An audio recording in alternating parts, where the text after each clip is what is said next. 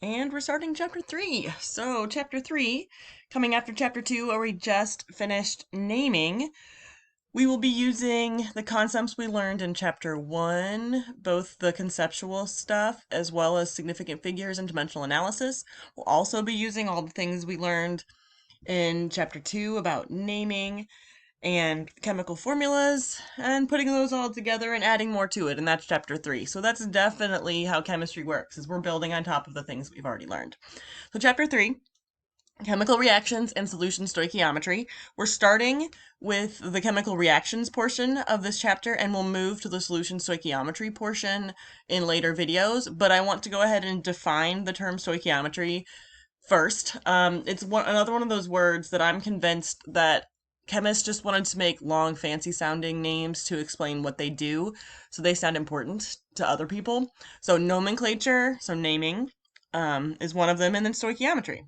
So reaction stoichiometry, or just stoichiometry, is when we're looking at the quantities of substances consumed and produced in chemical reactions. So when we do a chemical change, which is just a chemical reaction, we're looking at the amounts of things we're starting with or making and doing some calculations. Okay, so some of the things that we'll be pulling from in this chapter from previous knowledge or from previous chapters, I've mentioned some of these already, that we're going to be using average atomic masses using our periodic table.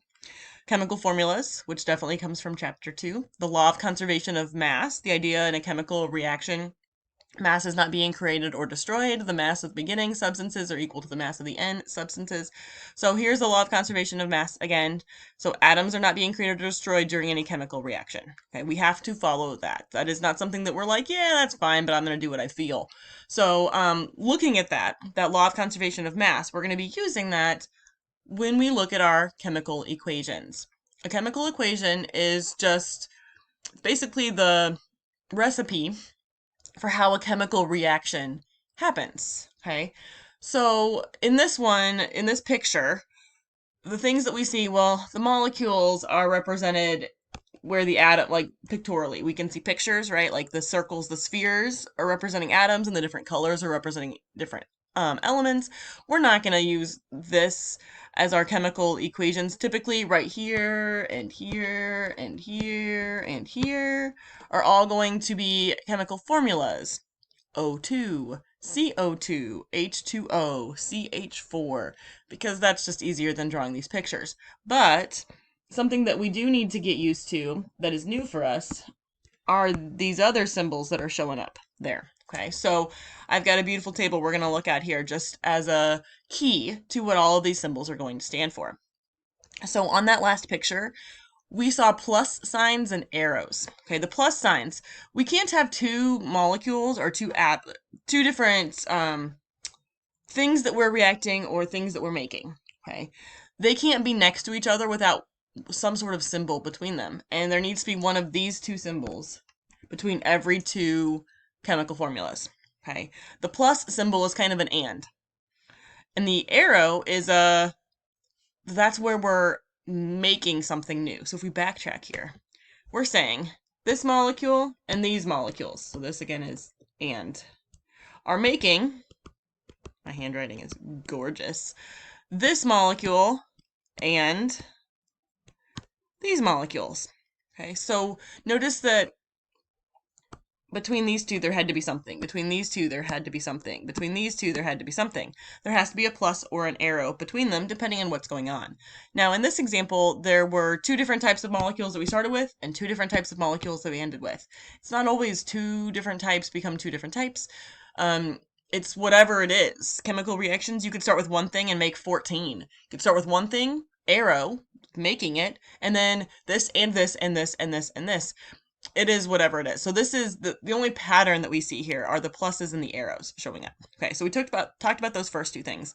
The last four things on this table, after every chemical formula, it needs to be expressed what state of matter or situation was that chemical in when it reacted. Was it a solid, a liquid, a gas? So solid will have an S with parentheses around it to stand for solid. Liquids would be L's with parentheses around them to stand for liquid. Gases are G's with parentheses around them to stand for gas.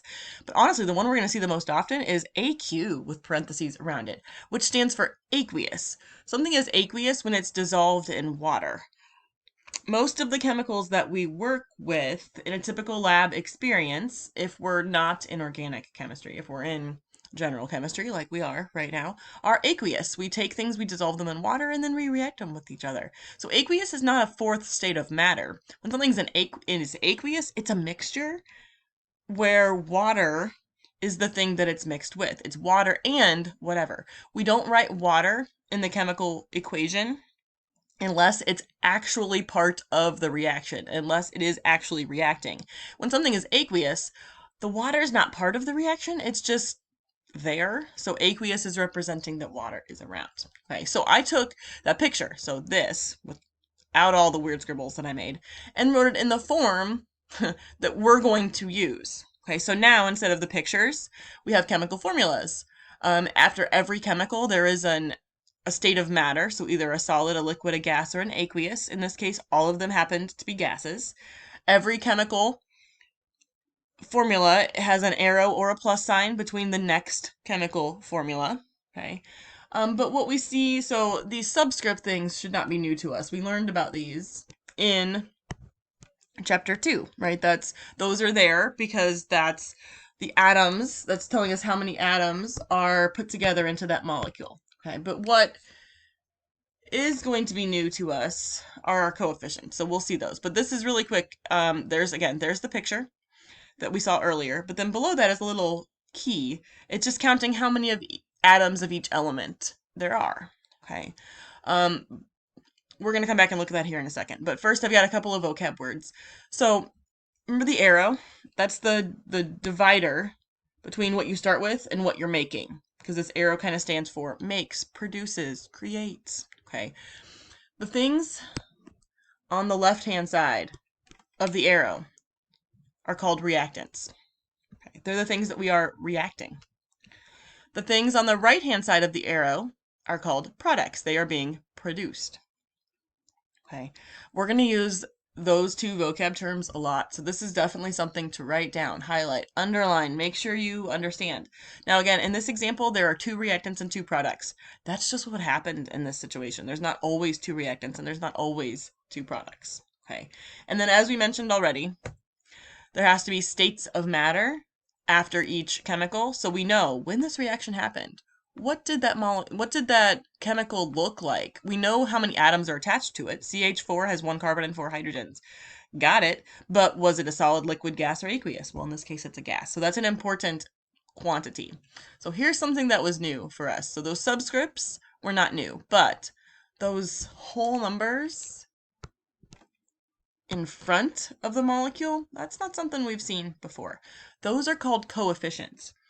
Those coefficients tell us how many molecules of that type are there. So example, in our visual picture, in this, 1 carbon and 4 hydrogens makes up 1 molecule of this. Well, O2, there's 2 oxygens together. Now notice, I see 4 red atoms, but aren't only 2 of them attached to each other, and then there's a space, and then there's another 2? So the O2 is representing that there are 2 oxygens attached to each other making up a molecule.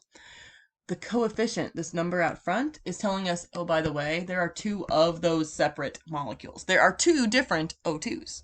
So coefficients tell us how many molecules there are. The CO2 right here, there's only 1 of those. So the coefficient would be a 1. When it's a 1, we don't typically write it. It's implied. If nothing's there, then that's a 1. Now for H2O, don't we see 2 H2Os? So that's where that 2 is coming from. Okay. We use these coefficients. We are typically the ones that are putting those coefficients there. And those coefficients show up to help us make sure the law of conservation of mass is followed. So when we look at these, the counting that happened down here at the bottom, down here, okay, I'm going to draw a line where the arrow is, the difference between the reactants and the products. On the left-hand side, I have 1 carbon. Out of all of those, there's only 1 carbon. On the right-hand side, on the product side, I have 1 carbon. On the reactant side, I have 4 hydrogens. On the product side, I have 4 hydrogens. On the reactant side, I have 4 oxygens. On the product side, it looks like, oh, I have 2 oxygens. Wait a second, don't I have another 2 oxygens? So together, that's 4 oxygens. In order for the law of conservation of mass to be followed, the total number of atoms on the left-hand side, on the reactant side, have to be equal to the number of atoms on the product side. And not just total like 1 plus 4 plus 4 is 9, so there should be 9 atoms, but very specifically, 1 carbon, 1 carbon. 4 hydrogens, 4 hydrogens. 4 oxygens, 4 oxygens. Now notice the number of carbons was different than the number of hydrogens and oxygens. That's not important. What's important is the same number of atoms of each element is present on each side of the arrow. This is called balancing. And we are the ones, we put those subscripts there because if we only had 1 oxygen atom here, if this one was gone, or if this water molecule was gone, we would not be what we call balanced. We would not have the same number of atoms of each element on each side. So that's how they figured out that a 2 needed to go in front of the oxygens and in front of the waters. We're going to practice that in just a minute. But before we get to that, I want to make sure that we're feeling okay with the differences between subscripts and coefficients and that we understand how to count atoms and molecules. So in this H2O chemical formula, there's 1 molecule of water, and within that molecule of water, there's 1 oxygen and 2 hydrogens. Okay, that subscript 2 is attached to that hydrogen. This is telling me there are 2 separate H2O molecules. So there is an H2O and then a second H2O. And just like this picture is representing, they're not stuck together. Those are 2 separate molecules. They just happen to be 2 of the same kind. So instead of writing H2O plus H2O, we can combine those to be 2 H2O. That's what that coefficient out front is showing. So if we're counting them, that 2 gets distributed to everything. There are 2 of those. So there's inside the molecule, there's 2 hydrogens. Well, there's 2 of them, so times 2 hydrogens, there are going to be 4. Inside the molecule, there's 1 oxygen. Well, that's going to be times 2, so altogether, there's going to be 2. So when we're counting atoms, we do have to take into account the coefficient, and if it helps you visualize it, like where you would need to, maybe you see this, and you're like, oh, that's tricky for me, then rewrite it like that. That's fine, whatever works for you, okay? So the subscripts tell us how many atoms are in a molecule. The coefficients tell us how many different molecules of that are there. So they're telling us 2 different things, okay? So this is a balanced chemical equation. I see between every molecule there's either a plus sign or an arrow. Awesome. After every chemical formula, there is a state of matter, in this case, a gas and a liquid. That's what that's telling me. And in order for this to be a true chemical equation, for it to be a balanced chemical equation, a balanced chemical reaction, we need to have the same number of each type of element on each side. So this is how I'm going to check. I'm going to draw my arrow. I'm going to count the number of H's and O's on both sides, because those are the only elements that I see. So let's make sure we're feeling okay on counting. Well, H2, there's 2 hydrogens, but aren't there 2 molecules of H2? So 2 times 2, 4. And then O2, there's 2 oxygens right there. There's no number up front that says there's a 1, so there's 2 of those. And on the other side, well, H, there's 2 hydrogens right there, but then there are 2 molecules of that. So 2 times 2, which is going to be 4. There's 1 oxygen atom right there, 1, but then it needs to be times 2. So 1 times 2 is 2. The H's are the same, the O's are the same. This is a balanced equation. Awesome. Now how we would say this out loud, we wouldn't say 2H2 parenthesis G parenthesis plus sign O2 parenthesis G. No. This is how we would say it. 2 molecules of hydrogen gas react with 1 molecule of oxygen gas to produce, to make, to create 2 molecules of H2O liquid. Hopefully we're feeling okay. This is easier as a scientist, is what we're going to be using it for, to see the story without writing it kind of in paragraph form, which is what we have here. But I want us to make sure we understand what it's saying. Okay, so again, back to that law of conservation of mass. We have to make sure no atoms are being created or destroyed during this chemical reaction, which is why it has to be balanced. The number of atoms you start with has to be equal to the number of atoms that you end with. So they have to be the same on both sides of the arrow. So in a chemical equation, we must have the same number of atoms of each element on the left-hand side of the arrow as there are on the right-hand side of the arrow. The subscripts do not get to change when you're balancing. Think of those subscripts like they're written in permanent marker. Chapter 2, we spent a lot of time figuring out how to go from name to formula and formula to name. You don't just get to forget how that works here. So when we're balancing, all we're changing are the coefficients, the numbers out front. They have to be whole numbers. You cannot have a coefficient of 1.5 or 1.25 or 0.76. The coefficients have to be whole numbers. So I'm putting that in a big green rectangle to remind you these are some important things that are coming from this chapter. We have to make sure we follow these. Okay, so starting now, every chemical equation we see needs to be balanced until the end of the semester. So let's practice doing some balancing. So here's our first one. This is how I approach this. I don't like to have to recount things. So I make myself a table, but first, the rules were all about that arrow, right? So I find the arrow in the equation. I'm going to draw a line. That's a beautifully straight line. And what I'm trying to do is I need to make sure the things on the left-hand side of that line and the right-hand side of the line, they have the same number of atoms. Again, I'm lazy. I don't like to recount things, so I make myself a table. So I'm just going to count or record in my table what are the different elements going on here? So sodium, hydrogen, oxygen. Sodium, hydrogen, oxygen. Now I'm just going to count. Now when on the table on the left, I'm just looking at the left-hand side of the arrow. So on the left-hand side of the arrow, I see one sodium atom. I see H2, so 2 hydrogen atoms and 1 oxygen atom. On the product side, on the right-hand side of the arrow, I see 1 sodium. Hydrogens, I see 1 right here, but I also see 2 right there, so that's a total of 3. And I see 1 oxygen. Now, if this equation was balanced, then these tables would look exactly the same. The number of sodiums would be exactly the same. The number of hydrogens would be exactly the same, and the number of oxygens would be exactly the same. We're close, but we're not there. The sodiums and the oxygens look the same, but the hydrogens are different. So that's how I know my equation is not balanced, and I need to balance it. So I have 3 hydrogens on one side of the arrow and 2 hydrogens on the other, and I need to get those to be the same number. So if I have 3 on the left and 2 on the right, well, what we're looking at here is, what can I put right there? What can I put in front of the hydrogen to make the 2 that we have now a 3? Well, the issue is, right now there's a 1 there. When I don't see anything, it's implied that there's a 1. Okay, so the next best thing I could do is put a 2 right there, right? It has to be a whole number. Well, if I put a 2 right there, is that going to make it 3 hydrogens? No, it's going to make it 4 hydrogens. But there's no whole number I can put right here to make it 3, because whatever number I put right here, I have to multiply by 2. So if I put a 2 there, that's going to be times 2, which becomes 4. Well, I can't get to 3, so 4 is the next closest thing. So that's where I'm gonna start with. I'm going to put a 2 right here. But what I need to do now is redo my table, because I just changed everything. Sodiums, there's still 1. I didn't change that. Hydrogens, now there's 4. Oxygens, there was 1, but now it's going to be times 2.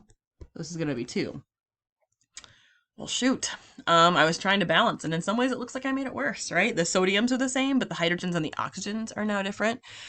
We have 2 choices at this point. We can try to continue trying to balance the hydrogens, or we can move on and try to balance the oxygens.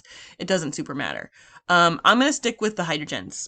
Okay, so now I have 4 hydrogens on the left-hand side and only 3 on the right-hand side, and I need to get that to 4 to make this balanced. There's 2 places there are hydrogens. There's hydrogens right here, and there's a hydrogen right here. If I have 3 and I need to get to 4, well, if I put a 2 right here, that would make 4 plus 1 would be 5. That's not helpful. Let's try doing it over there. Now I'm going to have to redo my whole table, but that's okay. Sodiums, I had 1, now I have 2. Hydrogens, I have 2 right there, plus 1 times 2. So 2 plus 2 is 4. And then oxygens, I have 1 oxygen times 2, so 2. Hey, my hydrogens and my oxygens look good. My sodiums are still not balanced, or not still, they're for the first time not balanced. I have 2 on the product side and only 1 on the reactant side. Well, if I do this, didn't that change my number of sodiums? But nothing else? So if we look, sodiums, 2 and 2, awesome. Hydrogens, 4 and 4, awesome. Oxygens, 2 and 2, wonderful, we just balanced this. Now, before we throw a party, we need to look at our coefficients, these numbers. So I have a 2, a 2, a 2, and then in front of that hydrogen, that's a 1. What we need to make sure of that these are whole numbers, first of all, and they are. These are all whole numbers. That's wonderful. And that they are the smallest whole number ratio they can be. So 2, 2, 2, and 1. Is there any whole number other than 1 that I can divide all of these by and make them smaller? No. But let's say you tried to balance this and you had 4, 4, 4, and 2. Your table, like down here, would look balanced. Okay.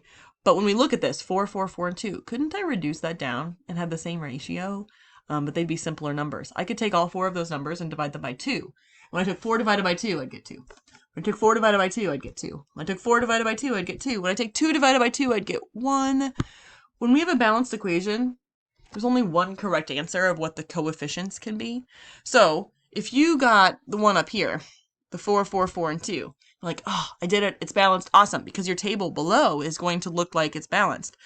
Sure, but you didn't simplify it.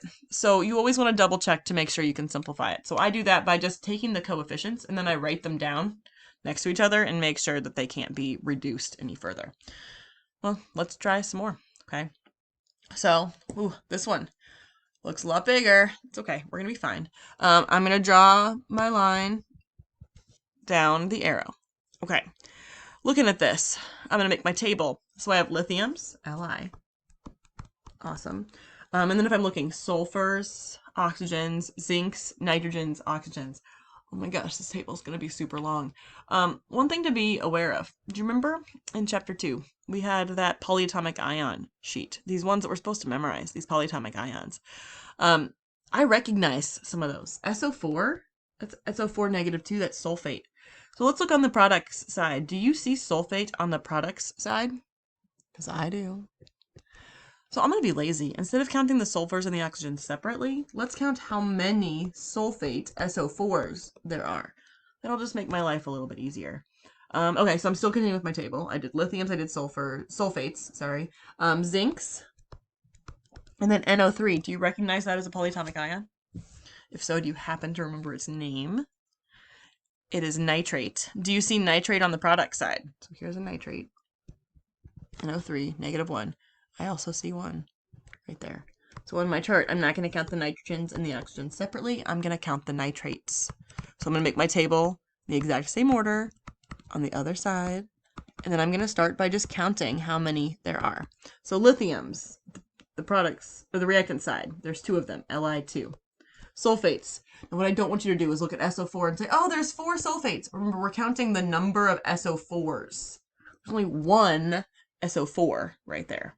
Zinc, there's only 1 of those. NO3, we're counting how many NO3s there are. There are 2.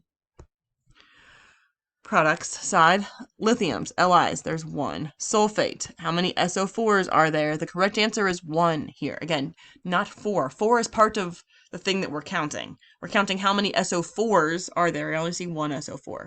Zinc, I see 1. Nitrate, and NO3, I only see 1 NO3. So looking at this, do you think it's balanced? The answer is no. What you'd be looking for is to see if your tables are equal on both sides. And in this case, the lithiums and the nitrates are both different from one side of the arrow to the other side of the arrow. Lithiums, there are 2s. 2 lithiums at the beginning and 1 at the end. 2 nitrates at the beginning and 1 at the end. So we have to balance and we have to look at lithium and nitrate. When I'm dealing with the polyatomic ions, I always balance those first. It just seems like things go... It moves faster if you balance the polyatomic ions first. So I need to balance lithium and nitrate. I'm going to choose to start with nitrate. You don't have to. I'm just trying to give you tips to make this go faster. So I need to get 2 nitrates on the product side, NO3. I don't have the power here. I cannot add a subscript. I can't do this. That would be super duper wrong. Lithium nitrate is an ionic compound that is put together between the lithium ion, which has a +1 charge, and the nitrate ion, which has a -1 charge. So lithium nitrate is 1 lithium and 1 nitrate. You don't get to break the rules from chapter 2. So when we're balancing, all you can do are put coefficients out front. That's your only job. Okay. So for lithium nitrate, I need to get 2 nitrates. So all I can do is put a 2 right there. Now I got to redo my table because that just changed things. I now have 2 times 1 lithiums and 2 times 1 nitrates. If we look at this, lithiums, 2 and 2. Yes. Sulfates, 1 and 1. Amazing. Zincs, 1 and 1. The best. Nitrates, 2 and 2. Perfect. That is balanced. Okay. Let's try this one. So I'm going to draw my line. And actually, what I would suggest is why don't you guys hit pause on this and why don't you try balancing this on your own? And then when you're finished, come back and click it and watch the rest of the video and see how it went. So that way, if you're running into issues or you're doing something wrong, we can talk through it. It's one thing to watch me do it. It's a whole nother thing for you to try it. So if you try it, then we're going to figure out what is going wrong, and then we can work on fixing it. Okay, so hit pause, balance this one. When you're finished, hit play, and we'll go through the answers together. Okay, now that you've tried it, I'm going to make my table. I'm going to count the number of aluminums. No, you were being so good, pen. Aluminums, hydrogens, chlorines. Other side, aluminums, hydrogens, chlorines. So when I count them, the reactant side, there's 1 aluminum, there's 1 hydrogen, there's 1 chlorine. Awesome. Product side, there's 1 aluminum, there's 2 hydrogens, and there's 3 chlorines. So what do you think? Is this balanced right now? No. The aluminums look the same on both sides, but the hydrogens and chlorines, we have different numbers. So you can choose one and balance. We're not going to choose the aluminums to start with. We're going to choose either the hydrogens or the chlorines. In this case, it doesn't matter. Neither of them are polyatomic ions, so I don't super have a suggestion on which one to start with. Let's do the hydrogens. Okay, so there's 2 hydrogens on the product side and 1 on the reactant side. So if I put a 2 right there, I'm going to redo my table. This goes to 2. This goes to 2. So my aluminums look good, my hydrogens look good, my chlorines do not look good. There's 2 on the left and 3 on the right. Well, I mean, I could redo the 2 that I just did and write a 3. Like, I could erase that and write a 3. And when I do that, this becomes a 3, and this becomes a 3. So my chlorines look good, but my hydrogens don't. Well, if we look at this, for chlorines, on the product side, aren't I going to have, why can I not think of the right words?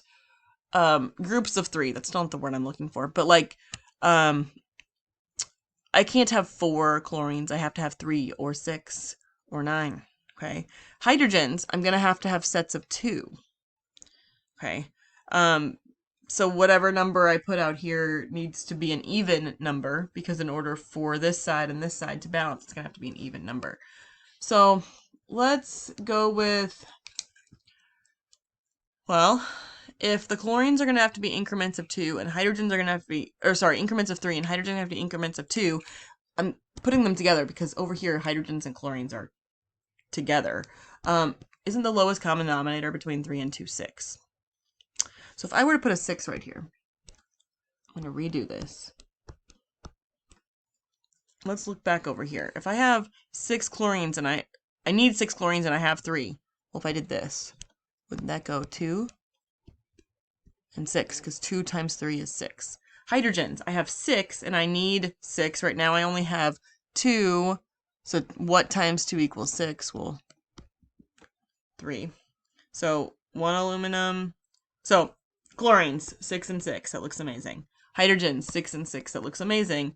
Aluminums, 1 and 2. Not so awesome, but I can fix that. It's like, oh, dang, I put a number in front of everything. We need to double check to make sure that this doesn't need to be reduced. So the numbers are 2, my coefficients, 2, 6, 2, oh, come on, 2, and 3. 2, 6, 2, and 3. If I look at all 4 of those numbers, there's nothing I can divide all of those by to reduce it down. It was just the 2 and the 6 and the 2, sure, I could reduce that down. If it was the 6 and the 3, sure, I can reduce that down. But 2 and 3 do not have a common, anything we can divide by other than 1, which doesn't count. So it's 2, 6, 2, and 3, that's my balanced equation. This one was a little bit tricky. And in some ways, balancing is sort of guess and check, but the more you practice, the more you're going to figure out the patterns, like what I was doing there, where I needed the lowest common denominator between 3 and 2 in order to get my answer. Okay, one more big practice, okay, and then we'll move on. So for this one, draw my line with the arrow. I'm going to make my table. So aluminums. Now, oops, that's an Al. HCO3 is hydrogen carbonate or bicarbonate. It's a polyatomic ion. Now look on the product side. Do you see hydrogen carbonate on the product side? Well, I see carbonate, and then I see CO2 and H2O. No, I don't. So in this situation, I see a polyatomic ion on the left, bicarbonate. Then I do not see it on the other side. So I have to count these as individual elements because the polyatomic ion breaks apart. So it's not possible for me to count them as HCO3s. So 1 aluminum, 3 hydrogens, 3 carbons, 3 times 3, so 9 oxygens. Aluminums, on the product side, I have 2. Hydrogens, I have 2. Carbons, well, I see carbons in 2 different places. I have 1 times 3, so 3, plus 1 more, which is 4. Oxygens, whew, they're everywhere. Okay, so 3 times 3, so 9, plus 2, which is 11, plus 1, which is 12. So what do you think? Is this balanced? Yeah, not even a little bit. So looking at this, I mean, we're already in the double digits for the number of oxygen, so this could get ugly pretty quick. So when it looks real gross like this, where we're not at all close to balancing, or to being balanced, I'm lazy, so I do the element, I start with the element that's the easiest one to do. And by easiest one, I mean, like, it's only in one place on the left and one place on the right. Oxygen would be a very difficult element to try to balance first, because on the product side, I see oxygens here, and here, and here. There's a lot of pieces there, so trying to get those the same number is on the products or the reactant side. They're in too many places. Okay, so looking at this, oxygens are difficult. Carbons, I see carbons in 2 places on the product side. Hydrogens, I only see hydrogens once on the left and once on the right. And aluminums, I see once on the left and once on the right. So we could start either one of those. I'm going to go with aluminum. Okay, so on the product side, there's 2. On the reactant side, there's 1. So I'm going to put a 2 right there. And I'm going to have to redo my table. Well, that's 2. Now, it's 1 hydrogen times 3, which is 3, times 2, which is 6. 1 carbon times 3, which is 3, times 2, which is 6. 3 oxygens times 3, which is 9, times 2, which is 18. Big numbers. Okay, well, we just did aluminum because I know we're not done yet, but I'm feeling like I need some sort of something giving me positive feelings to keep going because this looks hopeless. Did aluminums, check. Good job. 1 down, 3 to go.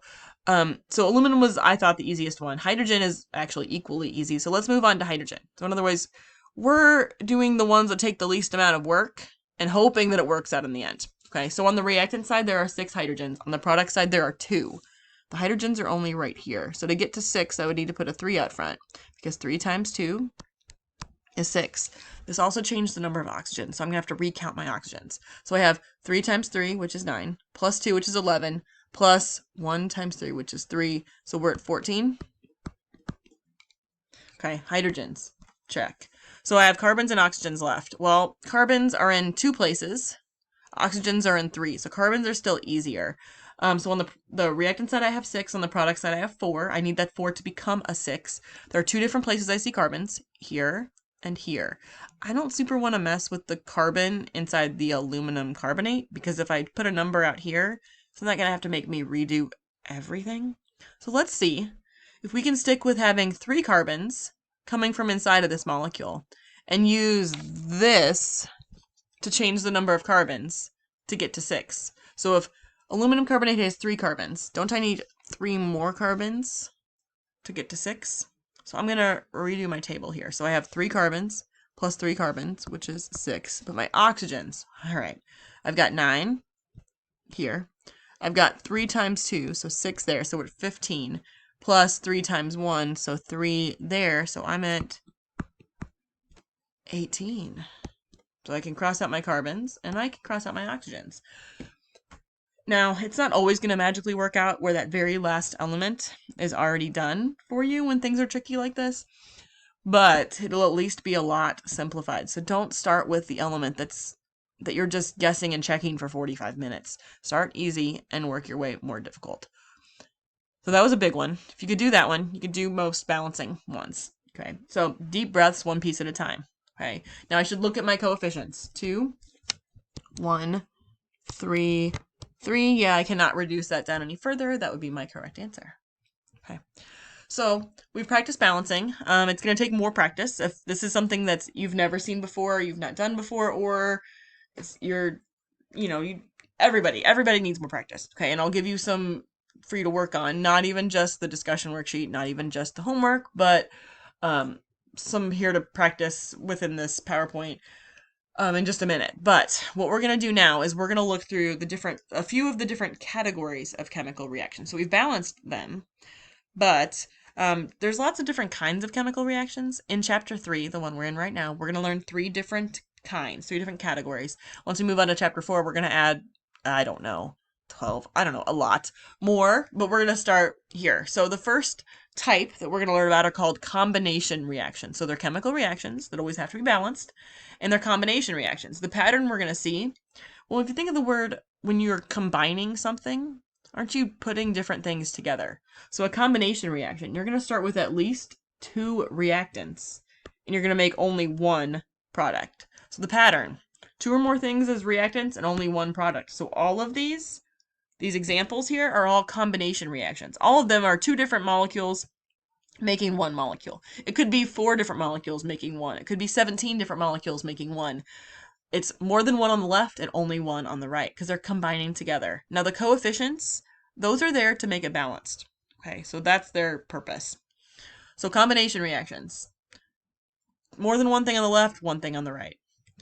Decomposition. Well, if something is decomposing, it's not breaking down. So a decomposition reaction is, well, the exact opposite of a combination. You start with 1 molecule and you break it into smaller pieces. So 1 reactant and 2 or more products. So actually the example that we just balanced, the aluminum bicarbonate, the aluminum hydrogen carbonate on the left arrow, and then there was the aluminum carbonate, the carbon dioxide in the water. That was an example of a decomposition reaction because we had 1 reactant and, in that case, 3 products, which is 2 or more. So all of these are decomposition reactions because it breaks down.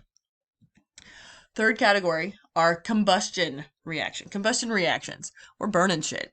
Okay, so we're lighting it on fire. We're only going to look at hydrocarbon combustion reactions. So here's the pattern for combustion reactions. There's going to be the thing that you're burning. I'm going to put a box there to represent the thing that you're burning. Okay, and then it's going to be plus oxygen gas. It's plus. It looks kind of like a multiply sign to me. I didn't like it. It's going to be arrow. And our products are going to be CO2 gas and H2O gas. So what's going to be different every time is the thing that you're burning. It's going to be whatever it is. And then you're going to have to balance this. So your coefficients will be different. But this is what combustion reactions are going to look like. This is the pattern for a combustion reaction. This is what you're looking for to recognize if something is a combustion reaction. This is why when something's on fire, you can smother it, you can cover it with something, and the fire will go out. Because when you cover it, you're cutting off the air flow to the fire, and oxygen is, as long as the fire is happening just like out in the world, oxygen is coming from the air. So that's why smothering fires works. Okay, so combustion reaction. Something plus O2 gas, arrow, CO2 gas plus H2O gas. That's how you're going to recognize a combustion reaction. So the 2 examples. The first one is methane, which is an organic compound. I would not expect that you know its name is methane. And the second one is propane. Hey, that's the stuff in your grill. So again, they have the same, this is different in both of them, but there's O2, arrow, CO2, H2O, and the O2, the CO2, and the H2O are all gases. Your thing that you're starting with, that you're burning, could be a solid, a liquid, a gas. It could be whatever. Okay, so let's practice just identifying these.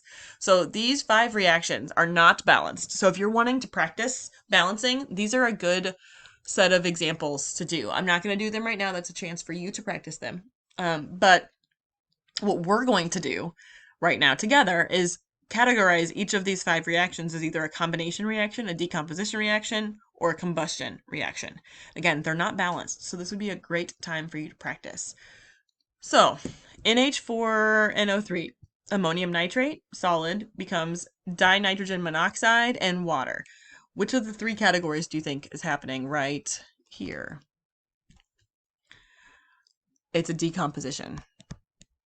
It's breaking down. 1 thing on the left, arrow, more than 1 thing on the right. Second one, C5H6O liquid plus O2 gas, arrow CO2 gas plus H2O gas.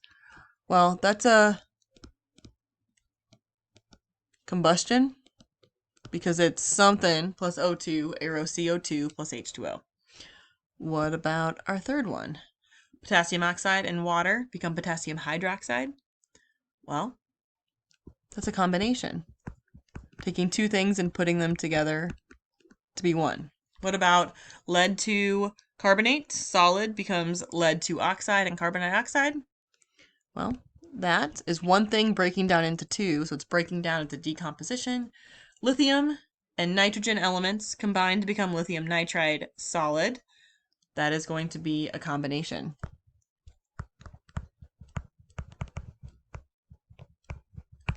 Okay.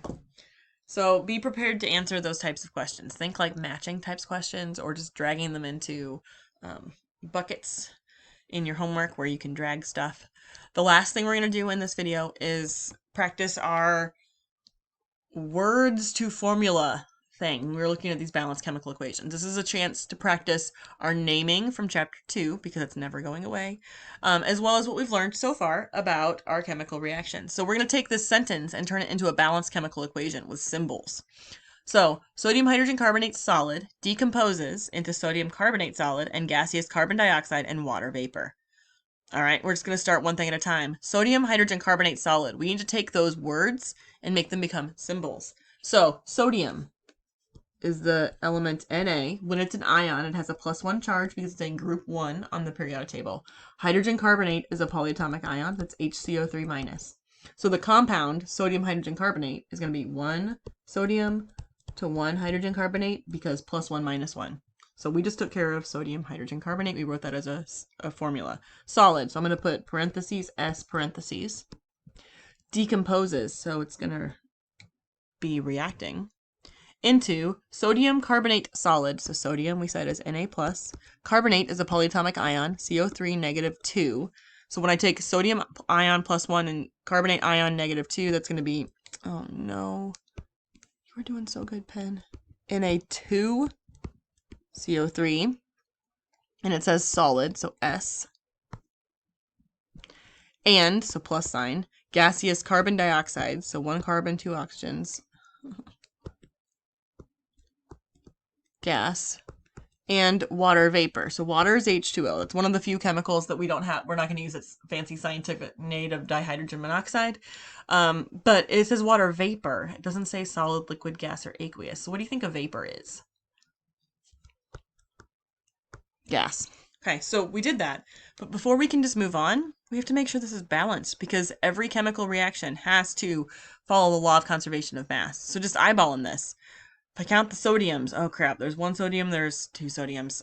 So I can make my table, but I'm going to do this pretty quickly here. I'm going to put a 2 out front because I see there's 2 sodiums on the product side and 1 on the reactant. So let's count. Okay, so 2 sodiums, 2 sodiums. 2 hydrogens on the product side, 2 hydrogens. 2 carbons, 1, 2 carbons. And there's 2 times 3, so 6 oxygens. There's 3 plus 2, which is 5, plus 1. Hey, that's balanced now. Okay, let's look at this one. The surface of aluminum metal undergoes a combination reaction with oxygen in the air to produce a solid. Okay, so aluminum metal, well, Al is aluminum. It's a metal, for the most part, unless it's mercury, it's a solid. Undergoes a combination reaction, so I'm going to have to add that to something, with oxygen in the air. So oxygen in the air. So oxygen is O. Now, what we have to remember here, and for the rest of the semester, there were 7 diatomic elements in chapter 2. 7 elements that make the shape of a 7 on the periodic table that come in sets of 2. Okay, and oxygen is one of those. So oxygen as an element is O2. We're gonna just have to know that. And if it's in the air, that means it's a gas. And then it says to produce a solid. So what I know is I've got a solid. Well, it's a combination reaction. So that means I'm going to put the aluminum and the oxygen together to make a product. Now, what I don't want you to do is just blindly put them together by saying AlO2. We can't forget everything we learned in chapter 2. We've got to put them together so the charges cancel. So aluminum, when it becomes an ion, isn't it a 3+ charge? Oxygen, when it becomes an ion, isn't it a 2- charge? So I know oxygen as a pure element is O2. That's not how it is in compounds. That's how it is as a pure element. Okay, so we've got to put this together so the charges cancel. So a +3 and a -2, it's going to take this. 3 plus and 3 plus makes a 6 plus. 2 minus 2 minus 2 minus makes a -6. So that's 2 aluminums, 3 oxygens. And we got to see if this is balanced because it's, well, not. I've got 3 oxygens on the products and 2 on the reactants. I'm going to have to get to, oh my gosh, 2 and 3. So I have 6 oxygens on both sides. Now I have 1 aluminum on the left and 4 aluminums on the right. So I'm going to do a 4. So 4, 3, 2. I cannot reduce that down any further. So that's my balanced equation. Last one. C2H5OH liquid is burned in air. Well, that's not a lot of information. Which of the 3 categories of reactions that we've talked about is this one? Do you think it's a combination? Because no. Decomposition? No, it's being burned. That means a combustion. Isn't there a pattern for combustion? Our pattern for combustion is the thing we're burning, which in this case I'm telling you is C2H5OH liquid plus O2 gas, arrow, CO2 gas, and H2O gas. And the reason that I know O2, arrow, CO2 plus H2O is because it's being burned, which means it's a combustion. And that's the pattern for combustion. So what I need to do now is balance this. This one's a little bit more work. So C's, H's, O's, C's, H's, O's. Carbons, there's 2. Hydrogens, there's 5 plus 1, which is 6. Oxygens, there's 3. 1 plus 2. On this side, 1 carbon, 2 hydrogens, and 3 oxygens. So when we're balancing this, I'm going to, again, kind of go for the, let's do the easy ones first. So carbon and hydrogen are the easiest ones. Let's do carbon first. So right now, there's 2 carbons on the left, 1 carbon on the right. So I'm going to put a 2 right there. That's going to change my carbons, but it's also going to change my oxygens. There's 2 times 2, which is 4, plus 1, so that's 5. I'm going to do hydrogens next, because hydrogens are only right here and right there. So I have 6 hydrogens on the left, 2 on the right. So to get to 6, I'm going to put a 3 right there. Makes that 6. Now I got to redo my oxygens. So I have 2 times 2, which is 4, plus 3 times 1, which is 3. So 4 plus 3 is 7. So carbons, check. Hydrogens, check. Oxygens, not balanced. So I have 7 on the products side and 3 on the reactant side. And my 3 on the reactant side, I have 1 right here and 2 right there. Well, I don't really want to change this coefficient because that's going to make me redo my carbons and my hydrogens. So let's try to get 7 without changing that number. So right now we have 1 oxygen inside of C2H5OH, 1 oxygen. So if we can get 6 oxygens from somewhere else, 6 plus 1 is 7, which is our goal.